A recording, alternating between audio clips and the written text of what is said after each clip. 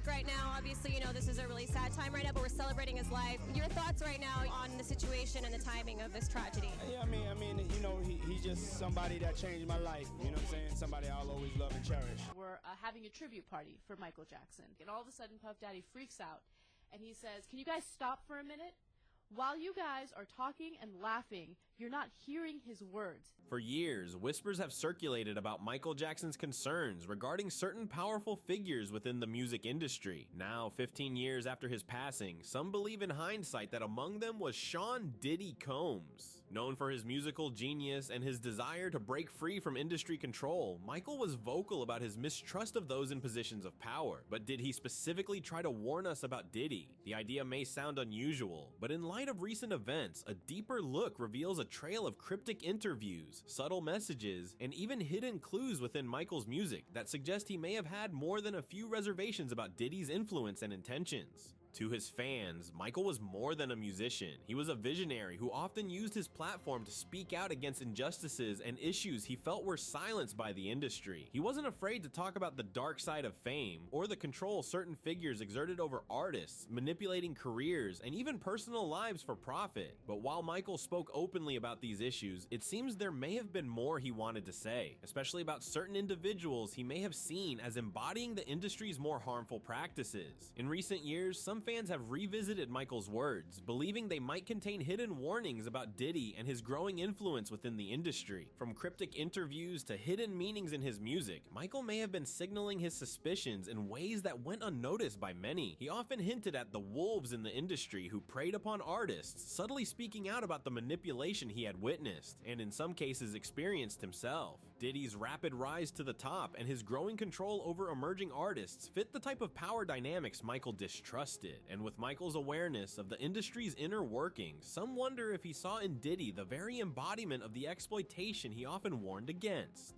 But did Michael's suspicions about Diddy go beyond general mistrust? Did he foresee something deeper, something others missed? Or was he simply trying to expose the darker realities of an industry that can often prioritize power over people? With each interview, statement, and song, Michael left behind what some fans now believe to be a trail of clues, forming a cautionary tale that many are only now beginning to piece together. With nearly 50 years in the business, Michael Jackson was no stranger to the inner workings of the music industry, and he was one of the few artists willing to speak out against it. Over the years, he publicly criticized the industry's manipulation and control, voicing concerns that powerful figures were exploiting artists and prioritizing profits over creativity and well-being. Michael's experiences had made him cautious, even distrustful of certain industry leaders who he believed held too much influence, often at the expense of the very artists who made them successful. To Michael, the music industry wasn't just a place to create art, it was a battlefield where power dynamics could make or break careers. He was painfully aware of how labels and executives wielded their influence, taking advantage of artists' talents, while often leaving them financially or emotionally drained.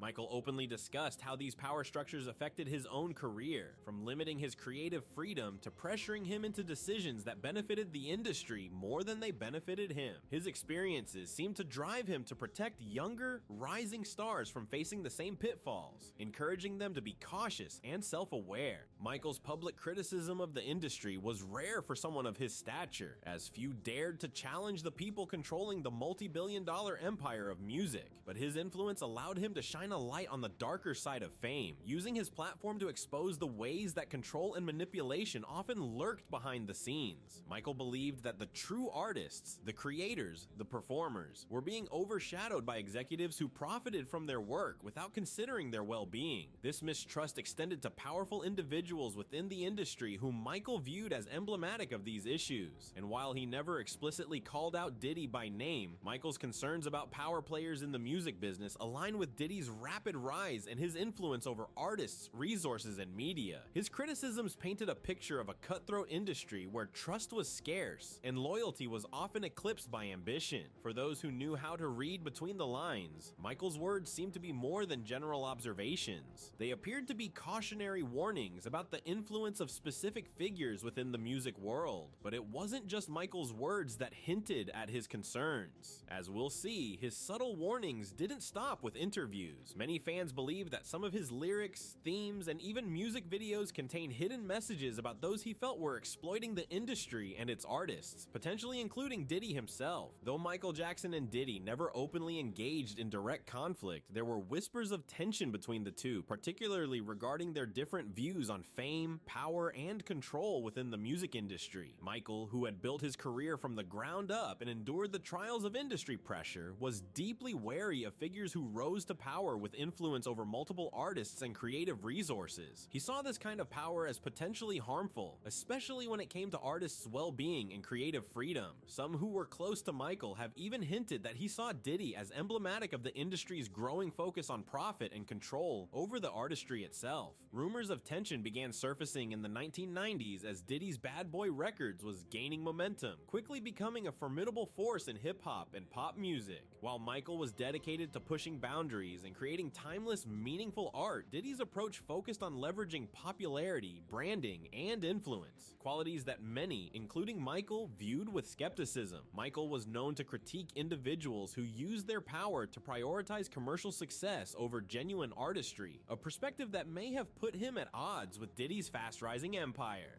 One reported incident fueled speculation about their strained relationship. Allegedly, during an industry event, Michael made comments that were seen as thinly veiled criticisms of industry figures who prioritized wealth over creativity and ethics, leading some to believe he was referencing Diddy. Though he never mentioned names, fans and insiders speculated that Michael's statements were directed toward Diddy and the way he approached building his empire, seeing it as symbolic of the shift in music culture from artistry to sheer profitability. In one interview, Michael famously spoke about wolves in the industry, figures who preyed on artists and prioritized profits over people. He described the music business as filled with sharks, a place where innocence could be exploited and creative control wrested away from the very people who created the work. He cautioned young artists to be vigilant, emphasizing the need to understand the power structures behind their careers. Michael's warnings may have seemed general at the time, but looking back, some fans believe he was hinting at specific individuals who were amassing influence in ways that made him uneasy. Another instance that fans point to is a speech where Michael spoke passionately about artist rights and creative control. He expressed frustration with how easily young, talented people could be taken advantage of by industry figures, promising fame and fortune, but often delivering a life of dependency and debt. Though Michael's words were largely directed at record labels and their executives, some now wonder if he was also pointing toward individuals within the industry who personified this problem, those who wielded immense control over young, impressionable stars. Given Diddy's powerful presence in the music world at the time, Michael's words seemed like they could apply to him. Michael also made enigmatic statements about his desire to protect future artists from the same fate he felt he had narrowly escaped. He often spoke about the importance of independence and ownership, advocating for artists to understand the contracts they signed and the alliances they formed. His words painted a picture of a man who wanted the next generation of musicians to avoid becoming pawns in someone else's game. To some, this came across as a veiled warning against those in the industry, like Diddy, who were known for wielding their influence over multiple artists and shaping their careers from behind the scenes. Additionally, some believe that Michael viewed Diddy's close ties with record executives and his influence over other artists with a wary eye, feeling that such connections allowed him to shape the industry in ways that weren't always beneficial to the artists themselves. While Michael was an advocate for artist empowerment, Diddy's approach represented a different side of the industry, one that, to Michael, was built more on control and profit than on fostering artistic independence. Though these incidents were never fully confirmed, the rumored friction between Michael and Diddy reflects the clash of two distinct perspectives on the industry. For Michael, fame was a heavy burden that he bore for the sake of his art and his fans, while for Diddy, fame was a tool to amass influence and reshape the industry's landscape. This clash of values created an unspoken tension that some now believe was a part of Michael's growing concern about where the industry was headed. And as we delve deeper, we'll explore how these suspicions may have spilled over into his work, subtly embedded in his music and public statements as quiet warnings to his fans and fellow artists. Throughout his career, Michael Jackson occasionally dropped cryptic hints about his concerns with the music industry, expressing a deep mistrust of powerful figures and warning against the dangers of unchecked influence. He used interviews and public statements to convey his discontent, often speaking about manipulation, control, and the the need for artists to protect themselves. While he never called out specific names, fans have since combed through his words, believing that some of these warnings may have been subtly directed at certain individuals, possibly even at Diddy. In one interview, Michael famously spoke about wolves in the industry, figures who preyed on artists and prioritized profits over people. He described the music business as filled with sharks, a place where innocence could be exploited and creative control wrested away from the very people who created the work. He cautioned young artists to be vigilant, emphasizing the need to understand the power structures behind their careers. Michael's warnings may have seemed general at the time, but looking back, some fans believe he was hinting at specific individuals who were amassing influence in ways that made him uneasy. Another instance that fans point to is a speech where Michael spoke passionately about artist rights and creative control. He expressed frustration with how easily young, talented people could be taken advantage of by industry figures, promising fame and fortune, but often delivering a life of dependency and debt. Though Michael's words were largely directed at record labels and their executives, some now wonder if he was also pointing toward individuals within the industry who personified this problem, those who wielded immense control over young, impressionable stars. Given Diddy's powerful presence in the music world at the time, Michael's words seemed like they could apply to him. Michael also made enigmatic statements about his desire to protect future artists from the same fate he felt he had narrowly escaped. He often spoke about the importance of independence and ownership, advocating for artists to understand the contracts they signed and the alliances they formed. His words painted a picture of a man who wanted the next generation of musicians to avoid becoming pawns in someone else's game. To some, this came across as a veiled warning against those in the industry, like Diddy, who were known for wielding their influence over multiple artists and shaping their careers from behind the scenes. Fans have since interpreted these statements as Michael's way of subtly calling out the gatekeepers of the industry, those who profited from controlling the music and the image of emerging stars. By refusing to name names, Michael allowed his warnings to resonate broadly, casting suspicion over the figures he distrusted without exposing himself to direct conflict. Yet those who knew Michael's feelings about industry power plays sensed that these statements were intentional, a means of cautioning fans, fellow artists, and anyone who might fall under the spell of fame. These veiled messages didn't end with interviews. Many believe Michael left even more subtle warnings embedded within his music, coded lyrics, suggestive imagery, and themes of distrust, control, and exploitation. These clues hinted that Michael saw through the glamorous facade of the industry and wanted his audience to look deeper. And as we'll uncover next, his music may hold even more clues that speak to the concerns he harbored about the power and influence held by certain figures in the industry. For those who have followed Michael Jackson's career closely, his music often seemed to carry messages that went beyond entertainment, hinting at hidden truths and deeper concerns. Many fans believe that Michael embedded subtle warnings within his lyrics and music videos, drawing attention to the darker sides of fame, power, and control. When examined through this lens, some of his most iconic songs take on a new layer of meaning, possibly revealing his suspicions about influential figures like Diddy and the practices they represented. One song that fans point to is "They Don't Care About Us," a track that deals explicitly with themes of oppression, manipulation, and societal control. Michael's raw and unfiltered lyrics discuss how powerful figures exploit and discard those they claim to support. Fans believe that the song may contain a veiled critique of influential individuals who profit from the music industry's struggles, seeing it as a message about the ways people in positions of power use and control those around them. The song's driving beat and uncompromising lyrics speak to Michael's frustration and the urgency of his warnings. Another track that has sparked similar speculation is "Leave Me Alone." In this song, Michael pushes back against those who tried to control him and his image, demanding freedom from those who would manipulate his life for their own benefit. Some fans interpret this song as a reflection of his experiences with industry figures who tried to micromanage his career and profit from his fame. The lyrics, paired with the surreal, symbolic imagery in the music video, suggest a message about breaking free from those who see artists as mere commodities. With Diddy's growing influence over artists' images and careers, it's possible that Michael was trying to send a message about resisting this kind of control. Even "Billie Jean," one of Michael's most famous songs, has been re-examined by fans who view it as a commentary on the dangers of fame and manipulation. While on the surface, the song tells the story of a woman's deceit, fans have speculated that it also symbolizes the deceptive promises of the industry. Michael's line, "The kid is not my son," can be interpreted as a metaphorical rejection of the industry's attempts to claim and control his image. He was making it clear that he would not let anyone dictate his identity or ownership of his work. Finally, Tabloid Junkie speaks directly to the pressures of fame and the lies that often surround public figures. The song's lyrics, just because you read it in a magazine or see it on the TV screen, don't make it factual, reveal Michael's frustration with the media and the narratives pushed by powerful industry players. Some fans believe this song reflects his frustrations with the way certain individuals and entities manipulate the truth to suit their agenda. While not explicitly about Diddy, the song serves as a warning to question what is seen and heard, especially when powerful figures control the narrative.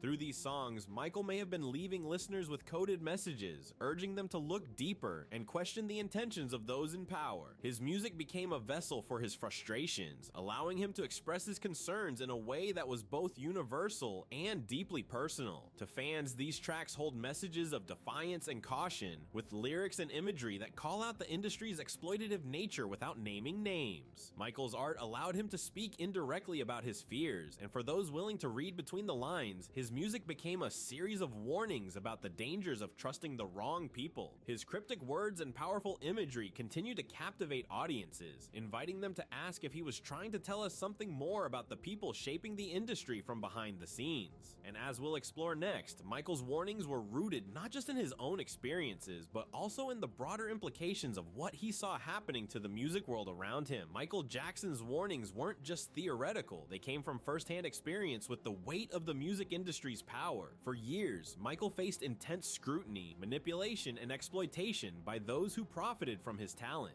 He often expressed feeling trapped by the same industry that once celebrated him, caught in a web of contracts, expectations, and powerful figures who, in his view, cared more about profits than his well-being. In interviews and conversations with close friends, Michael shared how he struggled to maintain control over his career and identity. He knew all too well the feeling of being at the mercy of executives who made decisions about his music, his image, and even his financial affairs. This battle for control left a lasting impact on him, making him determined to protect his legacy and warn others about the potential traps of fame. Michael's message to young artists was clear. Fame and success come with a price, and sometimes that price is freedom. His frustrations with industry control were compounded by personal and financial challenges that many believed were exacerbated by those who wanted to exploit his success. From battles over his music catalog to disagreements over creative direction, Michael was constantly forced to assert himself against a system that he felt was designed to limit artists' independence. His public statements reveal a man who felt betrayed by those he once trusted, leading him to view many figures in the industry with suspicion. Michael's personal life also reflected the toll of this control. He endured endless media scrutiny, legal challenges, and rumors, often fueled by those who sought to tarnish his reputation for their own gain. The more Michael tried to distance himself from industry control, the more he found himself under fire. Friends close to him noticed that this pattern seemed to coincide with his attempts to advocate for artists' rights and speak out against powerful figures within the industry. This sense of betrayal wasn't just a professional matter for Michael, it was deeply personal. His experiences with exploitation and control left him with a strong desire to warn others, to shed light on the forces he felt were eroding the integrity of the music business. When he saw figures like Diddy rise to power, wielding influence over emerging artists, Michael likely saw a reflection of the very industry dynamics he had fought so hard to escape. For Michael, it was about more than just his own battles. It was about the future of the industry he loved. He wanted young artists to avoid the pitfalls he had faced and to remain vigilant against those who promised fame but delivered manipulation. Michael's experiences became a driving force behind his subtle warnings, leading him to embed messages of caution in both his public statements and his art. As his former colleagues and close friends would later reflect, Michael's words were meant to protect others from the same pain he had endured. And as we move forward, we see how Diddy's rise in the music world mirrored many of the practices Michael had come to distrust, practices that served as a reminder of the industry's most troubling traits and that reinforced Michael's message of caution and vigilance for those who would follow in his footsteps. As Diddy rose to prominence in the music industry, he became known for his empire-building approach, influencing everything from music to fashion, media, and beyond. His rapid ascent and control control over various facets of the industry represented a new era of moguls, individuals who not only produced music but also held sway over the careers, images, and finances of emerging artists. For Michael Jackson, who had fought to gain autonomy in his own career, Diddy's methods may have seemed to exemplify the very dynamics he had grown to distrust. Diddy's approach was often celebrated as groundbreaking, but to Michael it likely raised red flags. Michael's cautionary words about manipulation and control appeared eerily prophetic as Diddy's influence over his artists grew. He not only signed artists to his label, but also managed their careers, dictated their public personas, and, in some cases, profited from ventures outside of music.